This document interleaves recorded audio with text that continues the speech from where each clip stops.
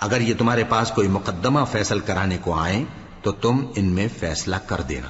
یا روگردانی کر لینا، اور اگر ان سے روگردانی کرو گے تو وہ تمہارا کچھ بھی نہیں بگاڑ سکیں گے۔ اور اگر فیصلہ کرنا چاہو تو انصاف کا فیصلہ کرنا کہ اللہ انصاف کرنے والوں کو دوست رکھتا ہے۔ اور یہ تم سے اپنے مقدمات کیوں کر فیصل کرائیں گے جبکہ خود ان کے پاس تورات موجود ہے جس میں اللہ کا حکم لکھا ہوا ہے۔ یہ اسے جانتے ہیں، پھر اس کے بعد اس سے پھر جاتے ہیں، اور یہ لوگ ایمان ہی نہیں رکھتے۔ بے شک ہم نے تورات نازل فرمائی جس میں ہدایت اور روشنی ہے، اسی کے مطابق انبیاء جو اللہ کے فرما بردار تھے یہودیوں کو حکم دیتے رہے ہیں، اور مشائخ اور علماء بھی، کیونکہ وہ اللہ کی کتاب کے نگہبان مقرر کیے گئے تھے اور اس پر گواہ تھے، یعنی حکم الہی کا یقین رکھتے تھے۔